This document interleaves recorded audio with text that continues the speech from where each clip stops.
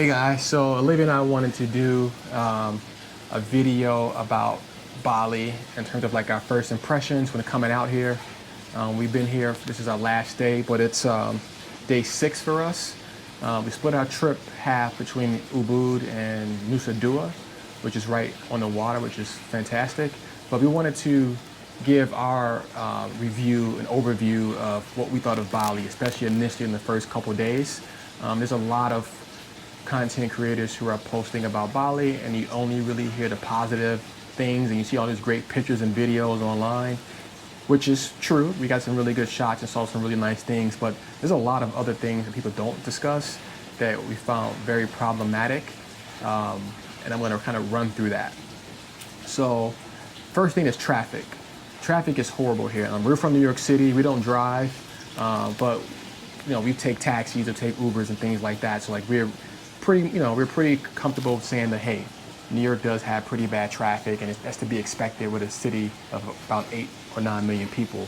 But here it's a lot different. It's mostly people that's on motorbikes, scooters, that's cutting in, weaving in and out of traffic recklessly, not really paying attention.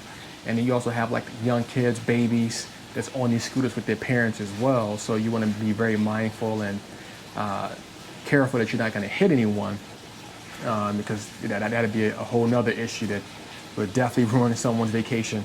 So driving, we drove from the airport initially to Ubud. It was about maybe an hour and a half or so. And most of the time it's just really just being stuck in traffic. It's like a lot of just one lane roads. There's a lot of like side roads you have to go through that looks like it's only really meant for one car, but it's really meant for two, which makes it very difficult. And then you'll also notice too when you're driving, there's a lot of ditches on each side where there's like little waterways that's going through, I guess for the irrigation system, that if you're not careful, you can easily drive your car off into the ditch and then you're stuck. Or if you have a motorbike, perhaps same thing, you can drive your motorbike off into the ditch and then you're screwed as well. But I think that's less likely to happen. So yes, just dealing with the traffic, and being stuck in it for sometimes, extra 15, 20, 30 plus minutes because there's an incident ahead or there's just like a huge traffic jam. There's very few stoplights here. So everything is kind of just first come, first serve. You kind of have to just figure it out on your own, who's going to go first and have the right of way. And it made it very stressful for me. And just the first day in and us arriving to the hotel, like my mind was just blown. Like I'm like, this is not going to be good because we had plans to hit so many different places throughout northern or northwest Bali. That would be like an hour and a half to 2 hour plus drive away to see like the waterfalls and certain temples. And I was just afraid that everything that I kind of had planned out for the week may not happen just because of that. And that's exactly what happened. We only saw maybe half of the things that we wanted to on our list because of the traffic, and there's also a lot of construction going on, so certain roads are blocked. And if it's blocked, sometimes cars can't go down the alternate route, only scooters can.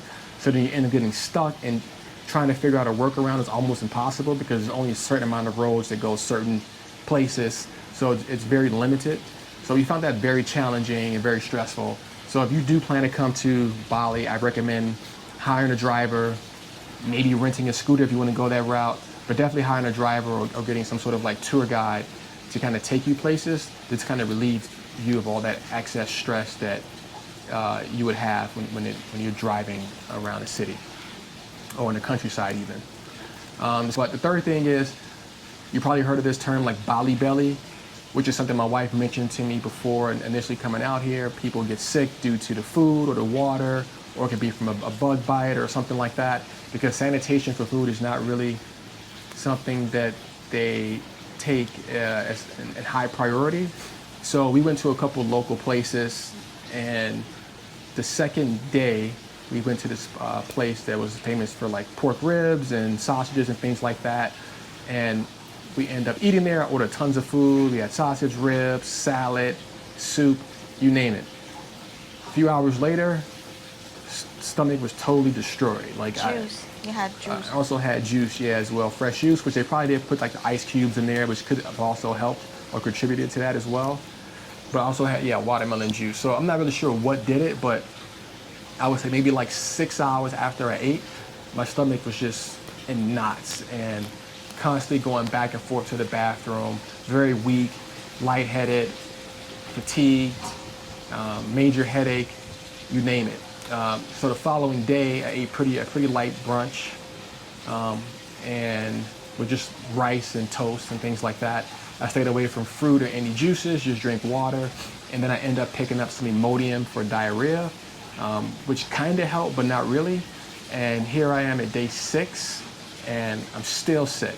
So we had to call a doctor to come out here to our place in Nusa Dua at the Sofitel to prescribe some antibiotics and a few other medications.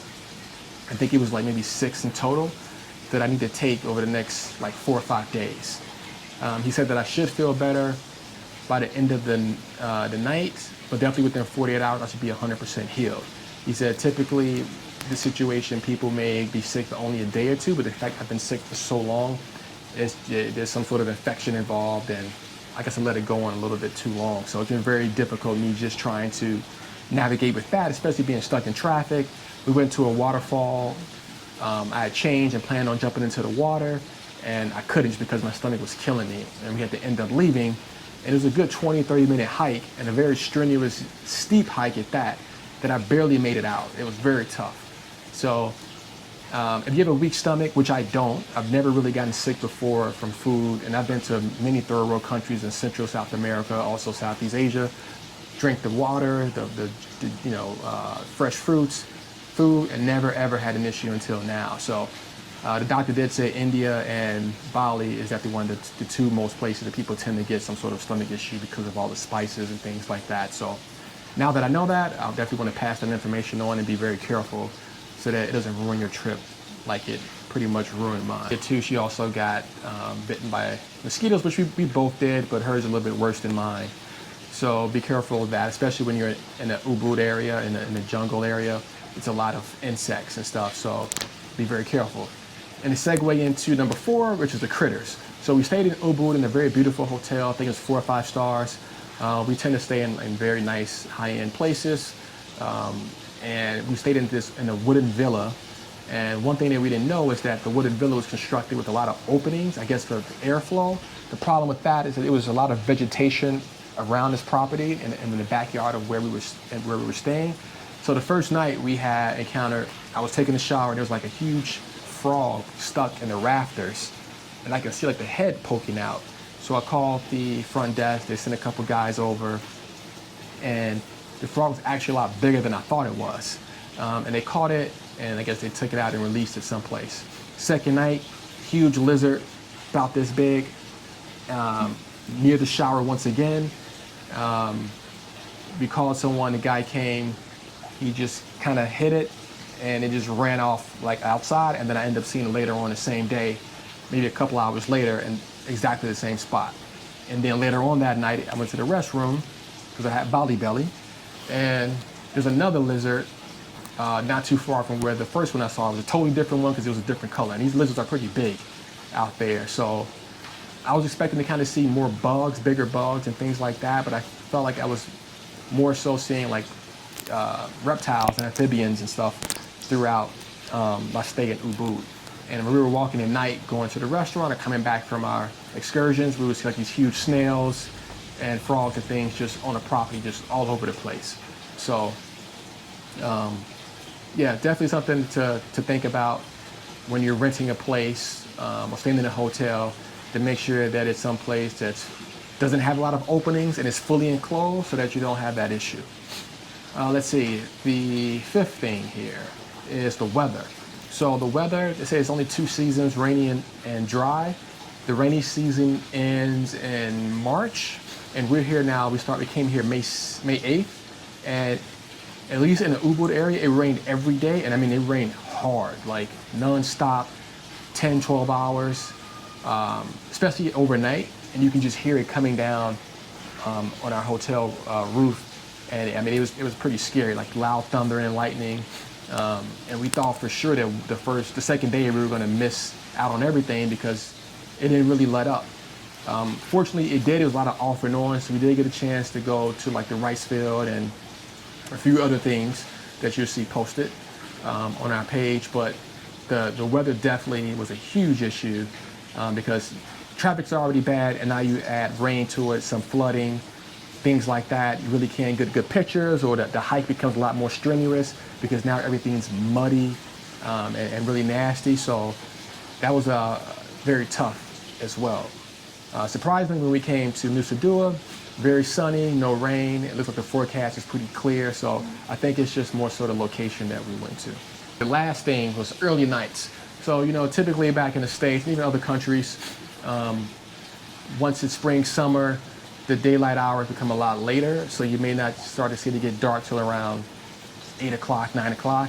Here, it's the same no matter what. So it gets dark around 6:30 at the latest, which means that your days are cut very short. So if you want to see quite a few things, and it may take some time, maybe they're spread apart or there's hiking involved, whatever the case may be, you have to get up extremely early to do them because it gets dark so fast. And I didn't expect that. It was kind of weird, but you know, you start to see 5:30 and the sun's going down. You're like, wait a minute, what time is it? So I always thought it was a lot later than what it was. So the first 3 nights we were going to bed around 6:30, 7, the latest 8 every single night, just so you can get an early start the next morning, grab breakfast and hit the road. So yeah, my first impression was definitely like, okay, this is not what I was expecting. I had a lot of friends who've been to Bali, coworkers, watched tons of YouTube videos. So I had very, very high expectations, I think. And I think that's the reason why I was kind of let down a little bit. Now the plus sides are, the people are very friendly, very nice. I have nothing negative to say there. The food's not bad. If you don't get sick from it, I guess, right? The food's pretty good. And then once we came to Nusa Dua, which is more of kind of like family or couple oriented. You see a lot of people that's getting married out here or doing like honeymoon vacations. It's kind of like a secluded area that's like gated off from like the rest of Bali. So it's not like Semiak, which is like maybe like 35, 45 minutes away from here, where it's beautiful beach, but there's just a ton of people, a lot of traffic and things going on. Here is very chill, very relaxed, very nice. And I'm thinking like, wow, if I would have known what I know now, we would have spent more days here, especially at our hotel, where it's just very beautiful. And we just came from a spa treatment that was very reasonably priced. But I'm the kind of person where I travel, I love to see what the country has to offer and not just stay in the hotel. I can do that anywhere. I figure if I travel 23, 24 hours coming from the US, I want to be able to experience the natural wonders of the country, which we did get a chance to do. And that definitely kind of made up for it. But I wanted to make sure that I have a video that really depicts what Bali is like, especially for someone who's not used to coming to Southeast Asia or to a third world country. But yeah, just do your homework, do your research. Please feel free to leave comments, questions down below. Definitely can give you guys some tips if you guys are planning on coming to Bali anytime soon. I don't think we'll be back to Bali anytime soon just because of the travel time, and there's so many other places that we want to see on our list. That's in Asia or in Africa and in various other countries or continents. So I don't see us coming here anytime in the near future, but I wouldn't say that someone shouldn't come. I think if you really want to come, you should do it. Have the experience. Everyone has different experience.